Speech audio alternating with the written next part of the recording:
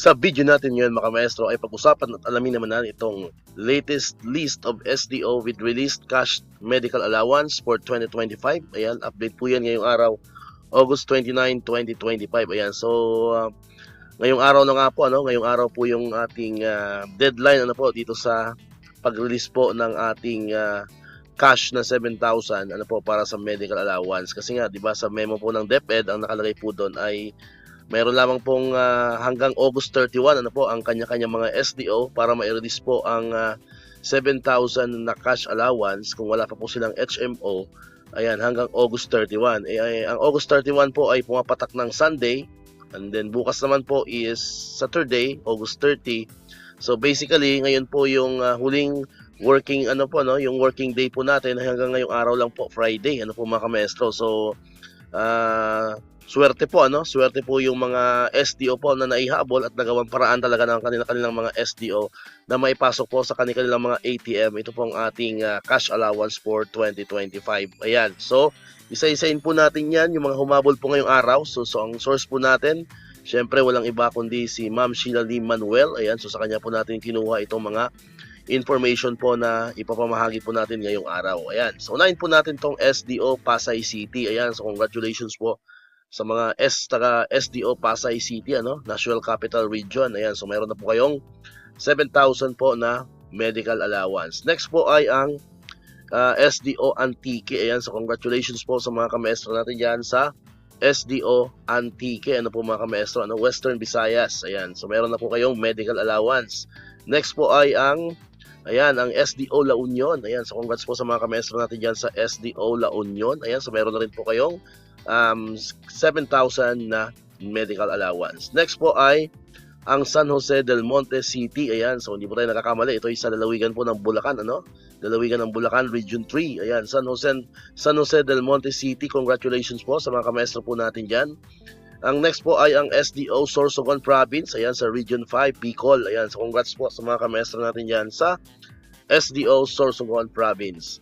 Next po ay ang SDO North Cotabato. Ayan, so congratulations po sa mga kamestro natin dyan sa SDO North Cotabato. Next naman, ayan, sa Mindanao pa rin po, SDO Sultan Kudarat. Ayan, so congrats po sa mga kamestro natin dyan sa SDO Sultan Kudarat. Next po ay balik tayo sa NCR. Ayan, sa National Capital Region, ang SDO Marikina City. Ayan, so congratulations po sa mga kamestro natin dyan sa SDO Marikina City. And ito pong next na babanggitin po natin ay hindi na po ito kasama sa mga na-post ni Ma'am Sheila Lee Manuel. Ayan, pero ito po ay nakita po natin sa mga comments po, sa mga legit na Facebook post about nga sa medical allowance. So sa mga comment section po natin to nakita.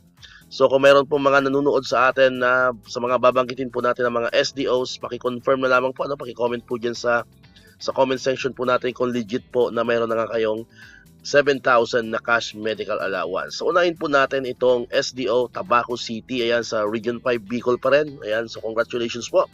Comment lang po dyan yung mga taga SDO Tabaco City, paki-confirm.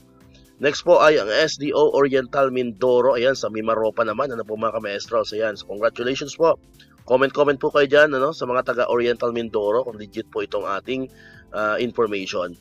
Next, SDO San Pablo City. Ayan, so comment din po, mga taga San Pablo City kung may nanonood po tayo dyan sa ating mga kamaestro dyan sa SDO San Pablo City sa Calabar Zone. Ayan. Alright, so far po, yan muna po mga humabol na mga SDO ngayong August 29 na deadline po ng ating releasing ng medical allowance. Ayan, so sa mga hindi po nabigyan ng medical allowance for today, August 29. Ayan, comment lang po kayo ng mga SDO nyo po dyan. Shoutout po nyo po yung mga SDO dyan sa baba. Comment nyo lang po, para malaman po din po natin kung sino-sino ba yung mga SDO po na hindi po nakaabot po ngayong araw for the releasing of medical allowance. Malay naman natin, by Monday, ihabol nila. So, okay naman siguro na by Monday, mga kamaestro. So, let's pray na lang na yung mga hindi nabigyan ngayong araw ay may habol nila by Monday, mga kamaestro. So yun naman, hindi naman tayo nawawalan ng pag-asa, wag po tayo mawalan ng pag-asa sa mga hindi po nabigyan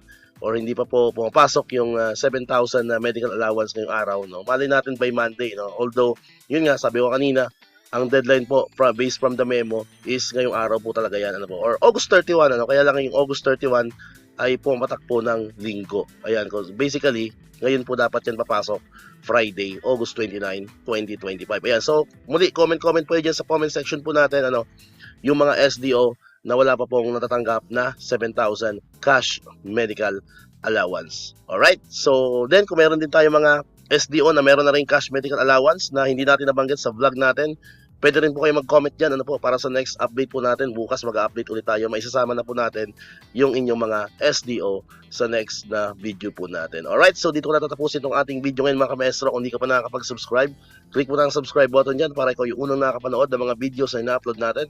Katulad dito, yung mga updates pa rin about sa medical allowance and other benefits ng mga teachers and government employees. And syempre, click mo na rin ang notification bell button para ma-notify ka, always updated ka pag may mga bago tayong uploaded na videos. So muli, maraming salamat sa inyong panonood at pakikinig. Once again, El Maestro, see you on my next vlog. Bye-bye!